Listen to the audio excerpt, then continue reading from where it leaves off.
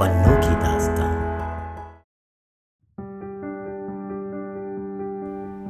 चित्रा जी निमंत्रण पत्र के साथ हाथ से लिखे मनोहार पत्र के हर अक्षर को अपनी नजरों में आंकती, उनमें अंतर्निहित भावों को सहलाने लगी। कई बार पढ़े पत्र, सोचा विवाह में इकट्ठे लोग पूछेंगे मैं कौन हूं, क्या रिश्ता है शालिग्राम जी से मेरा। क्या जवाब दूंगी मैं, क्या जवाब देंगे शालिग्राम जी। दोनों के बीच बने संबंध को मैंने कभी मानस पर उतारा भी नहीं। नाम देना तो दूर की बात थी, बार बार फटकारने के बाद भी वो अनजान, आबोल और बेनाम रिश्ता चित्रा जी को जाना पहचाना और बेहद आत्मीय लगने लगा था।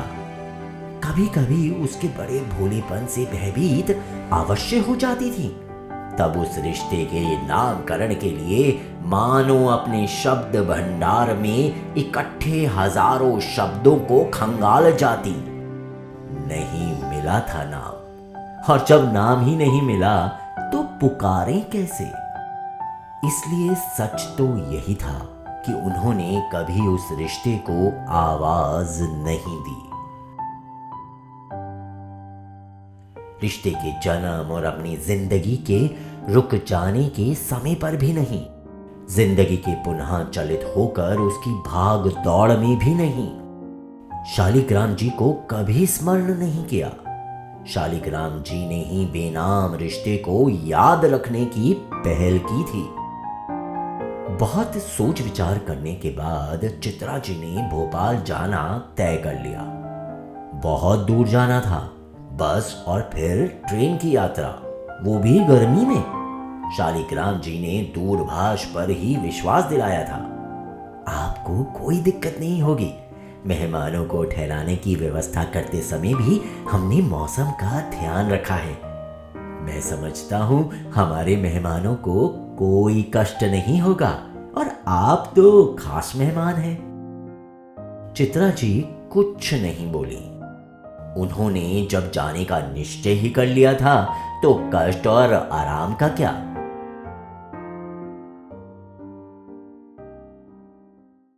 शिमला बस स्टैंड पर वॉल्वो बस में बैठ गई थी। मोबाइल की घंटी बजी। शालिग्राम जी का फोन था।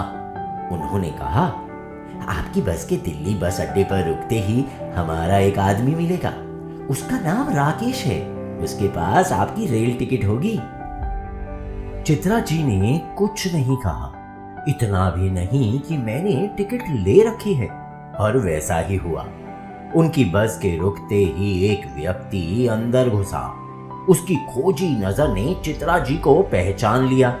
उनकी अटैची नीचे उतार कर बोला, आपके पास यदि कोई टिकट है तो मुझे दे दीजिए, मैं उसे कैंसिल करवा दूंगा। एसी द्वितीय श्रेणी की ये टिकट रख लीजिए। ट्रेन शाम को निजामुद्दीन स्टेशन से जाती है। मैं आपको लेने आ जाऊंगा। मैं भी आपके साथ चल रहा हूं। चित्रा जी ने उस व्यक्ति को स्लीपर क्लास की टिकट निकाल कर दे दी। वो 3 व्हीलर में बैठकर गोल मार्केट स्थित अपनी एक सहेली के क्वार्टर में चली गई।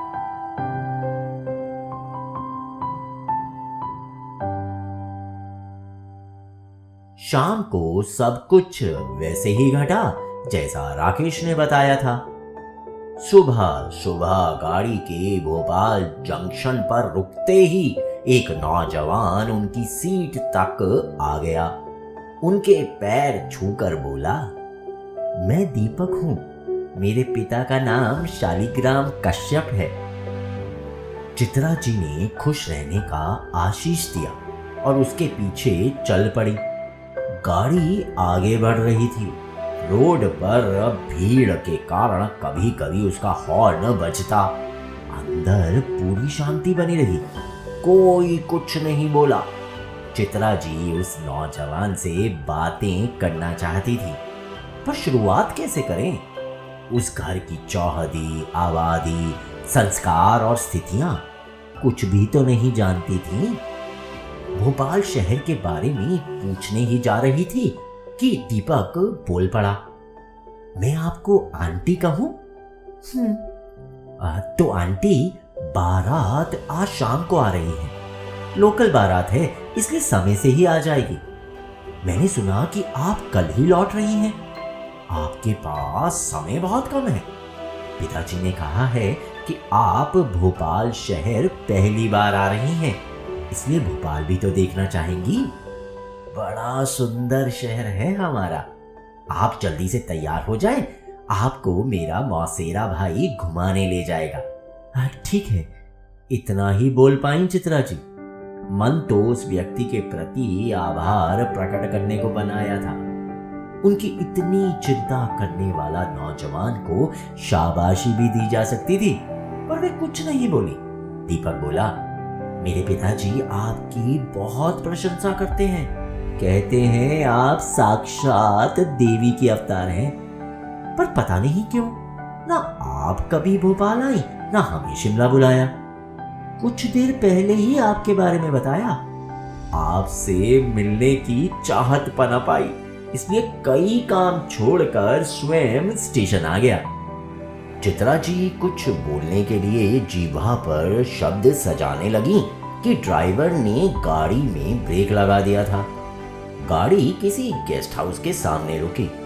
गाड़ी से उनका सामान निकालकर दीपक आगे बढ़ा। वे पीछे पीछे उन्हें अंदर तक पहुंचाकर बोला, आंटी, आप यहाँ नहा धो लें, नाश्ता घर पर ही करना है, फिर आप भोपाल दर्शन के लिए निकलेंगी। दोपहर का भोजन भी घर पर ही है। भोजन के बाद फिर यहाँ आराम करिएगा, शाम को तो शादी ही है। चित्रा जी कुछ नहीं बोली। दीपक के कमरे से निकलने पर अवश्य उसके पीछे गई। आंखों की पहुंच से उसकी काया ओझल हो जाने पर पीछे लौट कमरे की चिटखनी बंद कर बिस्तर पर बैठ गई। सोचने लगी, दीपक कितना लायक लड़का है। 19-20 वर्ष का होगा, इतना जिम्मेदार और पितृभक्त। समाज नाहक परेशान है कि युवा पीढ़ी बिगड़ गई। मेरे साथ थोड़ी देर गुजार कर इस युवा ने मेरे मन में जगह बना ली, पर श्रेय तो उसके पिता को ही जाता है, शालिग्राम जी को। उनका ध्यान आते ही चित्रा जी उठ बैठी, अपना ध्यान बटाने के लिए तैयार होने लगी। चित्रा जी के नहा धोकर तैयार होते ही नरेश आ गया था। उन्हें नाश्ते के लिए ले जाते हुए पूछा, आप दीपक की बुआ जी हैं? उसकी 2 बुआओं से मिल चुका हूं, आपसे पहली बार मिला। दीपक का मैं मित्र हूं। शालिग्राम जी शीघ्रता से गेट पर पहुंचे। उन्होंने चित्रा जी का अभिवादन किया। नरेश ने कहा, घुमा लाया आंटी को भोपाल, इन्हें तीनों ताल अच्छे लगे। नरेश इतना नहीं कहता तो शायद चित्रा जी सामने खड़े व्यक्ति को पहचान भी नहीं पाती। कुछ दरक गया था चित्रा जी के अंदर। उन्होंने अपने आप को संभाला, हाथ जोड़कर उनके अभिवादन का उत्तर देते हुए चेहरे पर मुस्कान थी। नाश्ते का इंतजाम फ्लैट के बाहर वाले हिस्से में ही किया गया था। कुछ लोग नाश्ता समाप्त कर चुके थे, कुछ का जारी था और कुछ आने वाले थे। शालिग्राम जी को चित्रा जी को लेकर नाश्ते के स्थान पर पहुंचने में 2 मिनट भी नहीं लगे होंगे, पर वहां उपस्थित नाश्ता कर रहे मेहमानों के प्लेट में पड़े स्वादिष्ट व्यंजनों में मानो एक विशेष व्यंजन आ टपका। ये कौन है? प्रश्न पसरा। इन्हें तो पहले कभी नहीं देखा। स्वाद लेने लगे लोग। आपस में प्रश्नों का आदान प्रदान हो रहा था। उत्तर किसी के पास नहीं था। शालिग्राम जी की पत्नी माला भी आ गई। रिश्तेदारों से नाश्ते का स्वाद पूछती, कुछ और लेने का आग्रह करती आगे बढ़ रही थी। किसी ने पूछ ही लिया, वे कौन है? कोटा की साड़ी में वो सुंदर सी महिला। माला ने इधर उधर आंखें दौड़ाई। दूसरी ने स्वर दबाकर ही कहा, अब वही जो शालिग्राम जी के साथ हैं। उन्हें शालिग्राम जी ने स्वयं अपने हाथों से प्लेट लगा कर दी है, देखिए। ठीक ही तो कहा था सबने।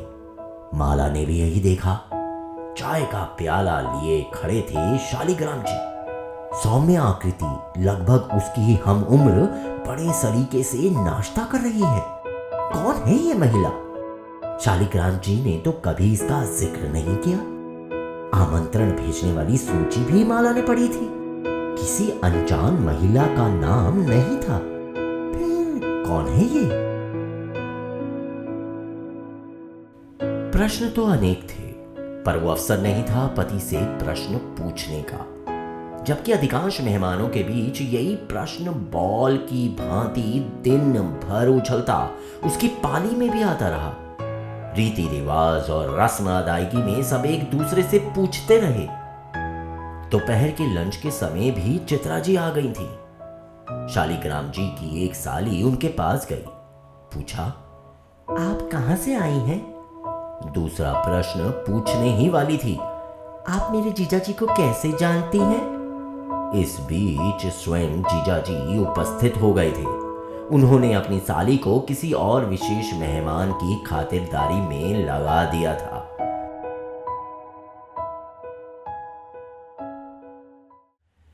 गेस्ट हाउस में आराम करते हुए चित्रा जी का मन कई मसलों में उलझ गया था।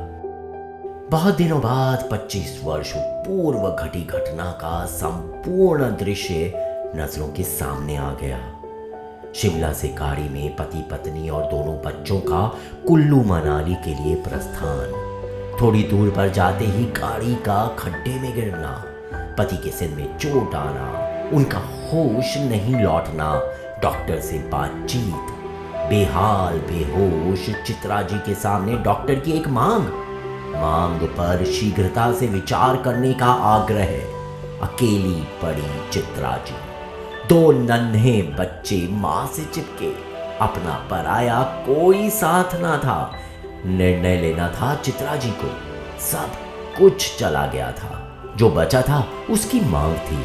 चित्रा जी ने वो वस्तु देना स्वीकार कर लिया जो उनकी थी, डॉक्टर का सुझाव, और फिर मृत्यु के करीब गया व्यक्ति जीवित हो गया।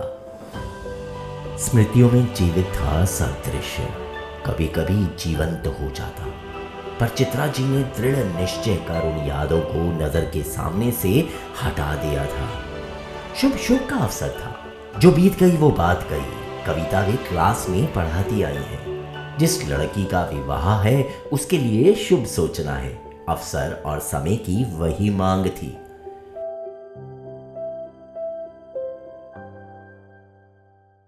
बारात दरवाजे लगी। स्वागत में खड़े स्त्री पुरुष तिरछी नजरों से चित्रा जी की ओर अवश्य देखते रहे। प्रश्न वही, कौन है ये?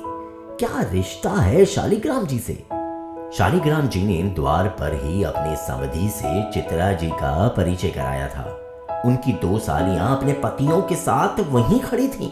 उनका परिचय नहीं करवाया और ये खबर उस भीड़ भरे स्थल पर भी आसानी से यात्रा कर गई, सबको मिलाई।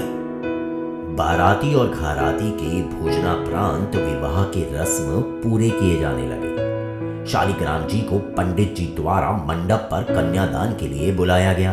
मंडप पर बैठने के पूर्व उन्होंने चारों ओर निगाहें घुमाई।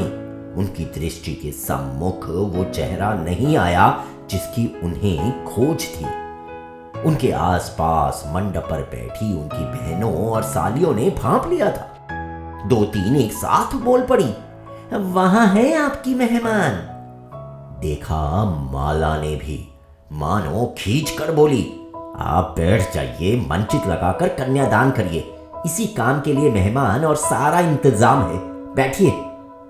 शालिग्राम जी ने ऊंची आवाज में कहा, चित्रा जी आप इधर आइए, मंडप पर बैठिए। मेरी बेटी को आपका विशेष आशीर्वाद चाहिए। चित्रा जी अंदर से हिल गई, ऊपर से उपस्थित जनों की निगाहों के तीरों से बिंध गईं। वे परेशान तो थी ही। अपने स्थान पर खड़ी होकर बोली, आप लोग शुभ कार्य के लिए वहां उपस्थित हुए हैं, बेटी का कन्यादान करिए। मुझे यहीं बैठना है, मैं विधवा हूं, मेरा सुहाग नहीं है। समाज ऐसी महिला को किसी सुहागन को आशीर्वाद देने से मना करता है। मैं दिल से आपकी बेटी का शुभ चाहती हूँ, इसलिए दूर बैठी हूँ। आप अपना पुनीत कार्य पूरा करें, मेरी चिंता छोड़ दें। वे बैठ गई। मैं नहीं मानता ऐसे समाज के विधान को। मेरे परिवार के लिए, मेरी बेटी के लिए आपसे बढ़कर कोई शुभ नहीं हो सकता।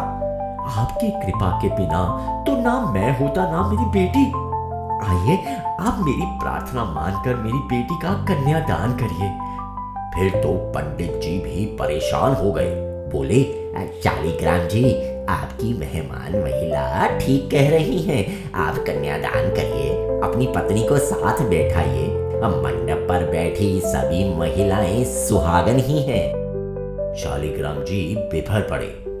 आप सब आज सुबह से चित्रा जी का परिचय जानने के लिए परेशान हैं। आपके बीच तरह तरह की अटकलें लग रही हैं। कार्य में व्यस्त होते हुए भी मैं आपके प्रश्नों के बाणों से बिंधता रहा। जब तक मैं उनका परिचय ना दे दूं, आप सबों का ध्यान भी विवाह के रस्म रिवाजों पर केंद्रित नहीं होगा। तो सुनिए। और जो कुछ शालिग्राम जी ने सुनाया, सुनकर वहां बैठे उपस्थित लोगों के प्रश्न तो चुके ही, वे सब चित्रा जी के प्रति नतमस्तक हो गए। वे अवाक रह गए। 25 वर्ष पूर्व एक दुर्घटना में चित्रा जी के पति घायल हो गए। उनके मस्तिष्क ने काम करना बंद कर दिया था। जिस अस्पताल में उन्हें लाया गया, उसी के कमरे में मैं ऑपरेशन बेड पर लेटा था। मेरे दिल ने काम करना बंद कर दिया था। डॉक्टर्स ने निर्णय लिया था, किसी का धड़कता दिल मिलने पर प्रत्यारोपण हो सकता है। आंख दान, किडनी दान जैसे अंग दान की बात तो सुनी गई थी। देह दान भी होने लगा था, पर हृदय दान तो तभी हो जब वो धड़कता हो, और जब तक दिल धड़कता है आदमी जिंदा है। भला जीवित का हृदय कोई क्यों दान करे? चित्रा जी के पति का दिल धड़क रहा था। मस्तिष्क ने कार्य करना बंद कर दिया था। डॉक्टर शर्मा ने इनसे अनुरोध किया, आपके पति को अब हम नहीं बचा सकते, पर आपकी सहमति हो तो इनका दिल किसी और के शरीर में प्रत्यारोपित किया जा सकता है। वो जिंदा हो सकता है। सुझाव सुनकर चित्रा जी पर क्या बीती मुझे नहीं मालूम, और किसी ने जानने की कोशिश भी की कि नहीं मालूम नहीं। चित्रा जी ने अनुमति दे दी थी। मेरा दिल पिछले 25 वर्षों से धड़क रहा है। ये मेरा नहीं है, इनके पति का दिल है। पर पिछले 25 वर्षों में इन्होंने एक बार भी एहसान नहीं जताया। इन्होंने तो मुझे तब भी नहीं जाना, ना देखा था। मैंने भी नहीं। इन्होंने कभी मुझे ढूंढने की कोशिश भी नहीं की। पर मैं बहुत बेचैन था। जीवन देने वाली के प्रति आभार भी नहीं प्रकट कर सका। 2 वर्ष पूर्व इनके शहर में गया। डॉक्टर शर्मा मिल गए। मेरा दुर्भाग्य है कि इनसे तब भी भेंट नहीं हो सकी। डॉक्टर शर्मा से इनका मोबाइल नंबर मिल गया। फोन पर ही मैंने इन्हें अपना परिचय दिया, मनोहार पत्र भेजा, फिर निमंत्रण। बहुत आग्रह करने पर ये मेरी बेटी के विवाह पर आई हैं। मैंने भी इनको आज सुबह ही पहली बार देखा। अब आप ही सोचिए पंडित जी, हमारे परिवार के लिए इनसे बढ़कर शुभ और कौन होगा? मेरे विवाह और मेरे बच्चे होने के पीछे भी यही तो है। मैं हूं तभी तो सब है। कन्यादान के रस्म के समय तो सबकी आंखें भरती हैं। शालिग्राम जी ने तो कन्यादान के पूर्व ही उपस्थित सभी आंखों में पानी भर दिया। माला मंडप पर से उठी, सीधे चित्रा जी के पास पहुंची, पैर छूकर आशीष लिए और हाथ पकड़कर मंडप पर ले आई। महिलाओं के झुंड ने आंसू पोंछकर गाना प्रारंभ किया। शुभ हो शुभ आज मंगल का दिन है, शुभ हो शुभ आज मंगल का दिन है, शुभ बोल पापा शुभ नगरी, शुभ हो शुभ। रिश्ते को नामकरण की आवश्यकता नहीं पड़ी। अनेक रिश्तों से भरा था प्रांगण, पर सबसे ऊंचा हो गया था शालिग्राम जी और चित्रा जी का रिश्ता। बेनाम था तो क्या,